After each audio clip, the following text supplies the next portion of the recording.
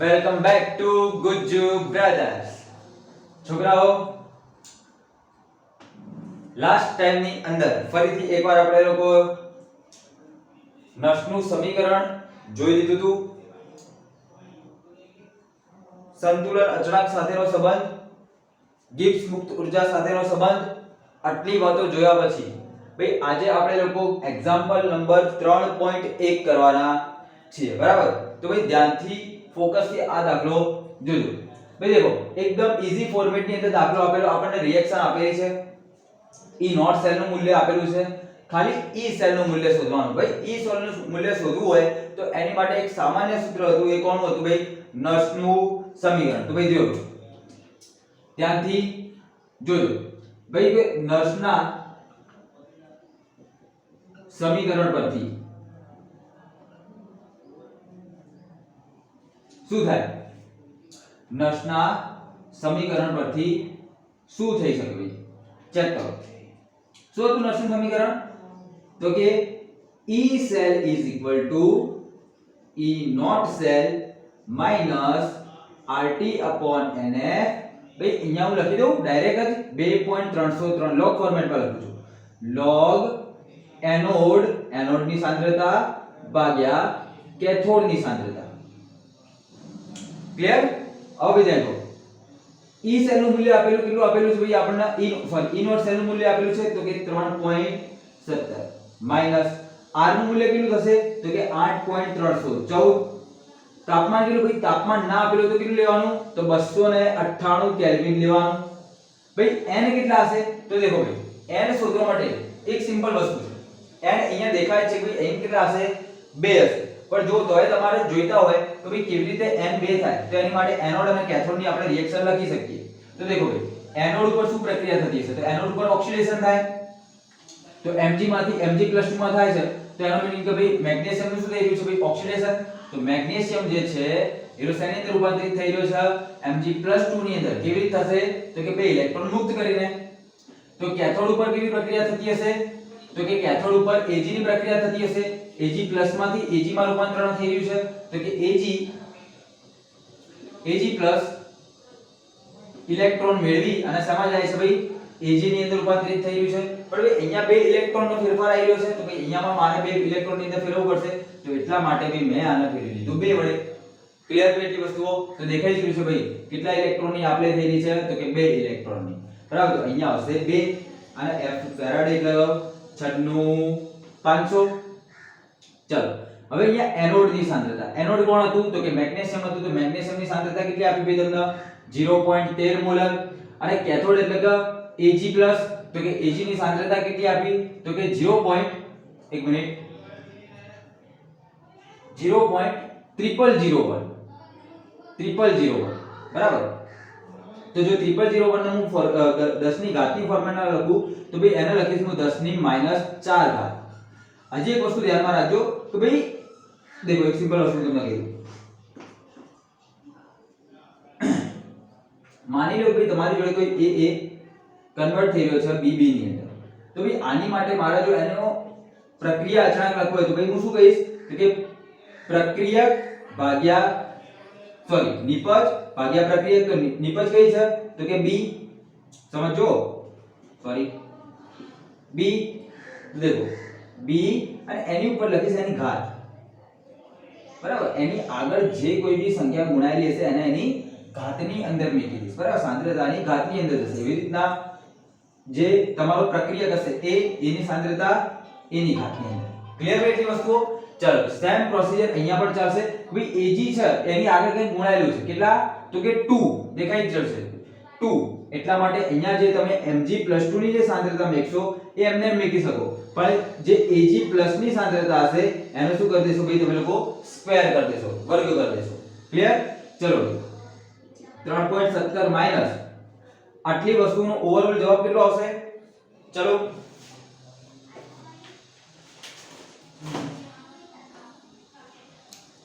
આજે લેક્ચરમાં ચલો ભાઈ, તો આટલી વસ્તુઓની અંદર 8.314 ગુણ્યા 298 ભાગ્યા 2 ભાગ્યા 96,500 તો જવાબ આવશે ભાઈ તમારો 0.01283 બરાબર કેટલો આવે છે 0.01283 ओके देखो यहाँ मिस्टेक થઈ ગઈ ये લોગ લખવાનું રહી ચલો હા ભાઈ 0.01283 અને એની અંદર ભાઈ તમારે લોકોએ દેખો અહીંયા ગુણાકાર કરવાનો રહી ગયો 2.393 બરાબર અહીંયા લખી દો 2.303 અહીંયા લખી દો log એનોડ કેટલું છે એટલે એનોડ ની સાંદ્રતા 0.13 ભાગ્યા આ છે એ ડાયરેક્ટ લખો 10 ની -4 અને એનો એ વર્ગ બરાબર ચલો તો 0.01283 ગુણ્યા 2.303 ઓકે તો જવાબ આવશે ભાઈ તમારો ઓવરઓલ કેટલો આવશે 0.02954 ઓકે ચલો હવે ભાઈ અહીંયા કરવાનું છે ભાઈ તમારે લોકોએ log 0.13 भाई आ घातांक ऊपर चढ़ाई दो देखो पहला तो થઈ જશે નીચે આવશે 10 ની -8 ઘાત અને એના ઉપર લઈ જજો બરાબર તો એ ટોટલ કેટલી થઈ ગઈ તો કે ગુણ્યા 10 ની 8 બરાબર તો આનો ભી મારે log નીકાળવાનો છે ભાઈ દેખો log નીકાળવા માટે આવી મોટી સંખ્યા જ્યારે આવી જાય તો એક તો તમે પદ્ધતિસર જઈ શકો પરંતુ એક્ઝામ ની અંદર એટલો ટાઈમ નહીં હતો કે ભાઈ તમે લોકો એટલી ટેકનિક થી જઈ શકો તો એટલા માટે આપણે કેલ્ક્યુલેટર ની અંદર ડાયરેક્ટ જ log શોધતા શીખી લઈશું બરાબર તો કેવી રીતે શોધશું તો ભઈ ધ્યાન રાખજો જે કોઈ બી સંખ્યા હોય એ સંખ્યા લખો અને એ સંખ્યાનું કેટલી વખત તો કે 12 વખત વર્ગમૂળ કરો કેટલી વખત 12 વખત વર્ગમૂળ કરો જે જવાબ આવે એની અંદરથી એકને બાદ કરો કયા અને એના ગુણ્યા 35 58 કરો क्लियर भाई જે સંખ્યા હોય એ સંખ્યાનું 12 વખત વર્ગમૂળ કરો -1 કરો ગુણ્યા 35 58 કરો ક્લિયર તો આટલું કરશો તો તમારો એનો આન્સર આવી જશે ચલો તો હવે જોઈએ 3.17 માઈનસ ભાઈ આનો અને આના લોગનો આ બંનેનો મલ્ટીપ્લિકેશન થાય કેટલો થાય છે તો કે 0.21 બરાબર હું કરતો નથી તમે લોકો ટ્રાય કરી લેજો પણ ડાયરેક્ટ થઈ જશે તો એનું મલ્ટીપ્લિકેશન થાય છે 0.21 અને આ બંનેની બાદબાકી કેટલી થશે તો એ બંનેની બાદબાકી થશે 3.17 માઈનસ 0.21 ઓકે 2.6 બરાબર કેટલો જવાબ આવશે ભઈ તમારો 2.96 2.6 આટલા બરાબર તો અહીંયા આવી ગયો તમારો ઈ સેલ ક્લિયર ભાઈ ચલો છાપી દો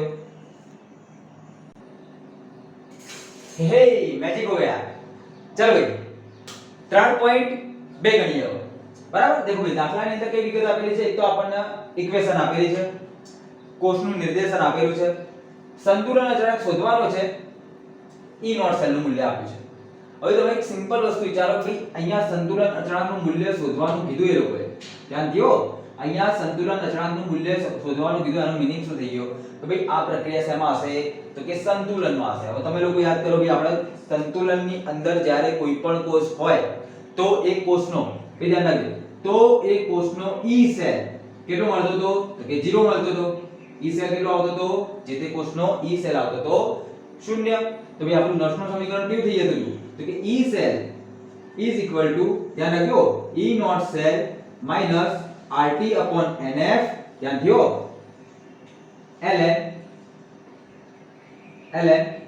K of EQ બરાબર K of EQ શું છે ભાઈ ઇક્વિલિબ્રિયમ કોન્સ્ટન્ટ એટલે કે ભાઈ સંતુલન અચળાંક છે કે જે આપણને શોધવાનો છે હવે આ મૂલ્ય તો કેટલું છે તો કે 0 છે બરાબર તો આનું મૂલ્ય જો હું 0 કરી દઉં આ મૂલ્ય જો હું 0 કરી દઉં તો E naught cell is equal to શું થઈ જાય RT upon NF ln K EQ બરાબર તો હું ડાયરેક્ટ લખું છું is equal to E not cell is equal to RT upon NF ln KEQ okay done રકમ છે કિંમતો આપેલી છે જવાબ લાવવાનો છે તો બે ધ્યાન રાખો શું કરશો હવે આ રકમની અંદર આ સમીકરણની અંદર આપણે લોકો ઇક્વેશન ની અંદર આપેલી ડિટેલ મૂકી દઈએ ચલો તો કે E નોટ સેલ પહેલા તો તમે ધ્યાન રાખો મારે k q શોધવાનો તો ભાઈ હું ln ના log ની અંદર કન્વર્ટ કરી દઈશ બરાબર તો ભાઈ ધ્યાનથી જોજો તો કે E naught cell is equal to RT upon NF 2.303 log k EQ હવે EQ શોધવાનો હોવાથી log k EQ ને હું શું કરું ભાઈ સૂત્રનો કરતા બનાવું છું તો देखो log k EQ is equal to देखो E not cell into NF upon RT into 2.303 આયા એટલી વસ્તુ ચલો કિંમત ને કો જવાબ લાવો E not cell કેટલો આપ્યો તો કે 0.47 n કેટલો થશે તો દેખાય છે કે n કેટલો થશે 2 બરાબર ચલો ફેરાડે કેટલો 96500 કેટલો 96500 r કેટલો તો કે 8.314 તાપમાન નથી આપેલું તો કેટલું હોય 298 ગુણ્યા 2.303 ક્લિયર ભાઈ ચકાચક આવડશે દેખજો એક બીજી વસ્તુ હું તમને કહી દઉં ભાઈ મેં તમને એક શોર્ટકટ भी આપી હતી કે ભાઈ જ્યારે આપણે તાપમાન ના આપેલું 298 કેલ્વિન તાપમાન લેવાનું હોય તો ભાઈ દેખજો તો કે E naught cell is equal to r નું મૂલ્ય મૂકીએ તાપમાનનું મૂલ્ય 298 મૂકીએ n નું મૂલ્ય તો ના જ ખબર હોય n નું મૂલ્ય તો દાખલા ઉપરથી જ રાખવાનું હોય અને ફેરાડે નું મૂલ્ય કેટલું હોય 96500 અને ઇન્ટુ 2.303 એટલાનો ઓવરઓલ ગુણાકાર અને ભાગાકાર કેટલો થઈ જાય છે તો કે 0.059 બાય n અને થઈ જશે log k eq તો તમે લોકો ડાયરેક્ટ આવી રીતે પણ કરી શકો કે log k eq is equal to E not cell into n upon 0.059 આ ડાયરેક્ટ કામ થઈ ગયું બરાબર તમને આ નથી યાદ તો તમે આ રીતે કરો આ યાદ છે તો તમે લોકો ડાયરેક્ટ કરો બરાબર ફરીથી અહીંયા E not cell નું 47 2 અને 0.059 ચલો આનો ઓવરઓલ કેટલો ગુણાકાર આવશે તો વિદ્યાર્થી કેટલો આવશે તો કે પોઈન્ટ ચલો અહીંયા 46 બરાબર 46 into 2 by 0.051 is equal okay mistake 0.46 into 2 by 0.059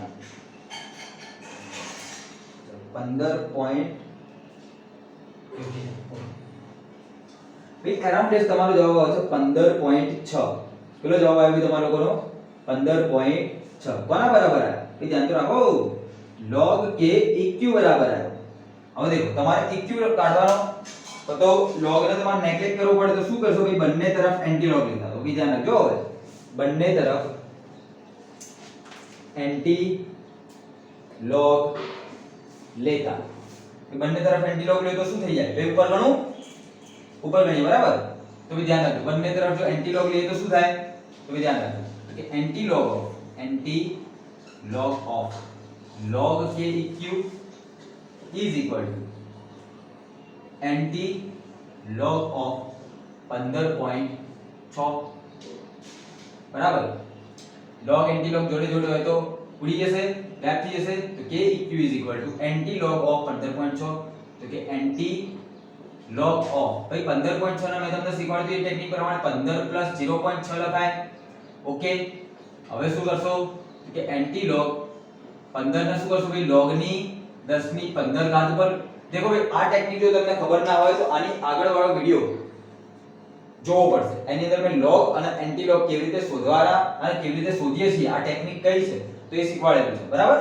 ચલો હવે ધ્યાન રાખો પ્લસ આ 0.6 છે તો 0.6 યાદ કરો ભાઈ કયું મૂલ્ય હતું 0.6 ક્યારે આવતું હતું તો કે જ્યારે log 4 હોય જ્યારે log 4 હોય ત્યારે કેટલું મૂલ્ય આવતું હતું તો કે 0.6 મૂલ્ય આવતું ડન ઓકે ચલો જ્યારે બે log વચ્ચે પ્લસ ની નિશાની હોય તો ભાઈ એના કેવી રીતે લખી શકીએ છીએ આપણે લોકો તો કે એન્ટી log of log 10 ની 15 into 4 clear log anti log ગયા તો જવાબ શું મળ્યો તમને 4 ગુણ્યા 10 ની 15 ઘાત બરાબર તો અહીંયા સંતુલન અચળાંક કેટલો આવશે તો કે 4 ગુણ્યા 10 ની 15 ઘાત જેટલો તમારો સંતુલન અચળાંક આવશે બરોબર ચકાચક આવડશે ડન ઓકે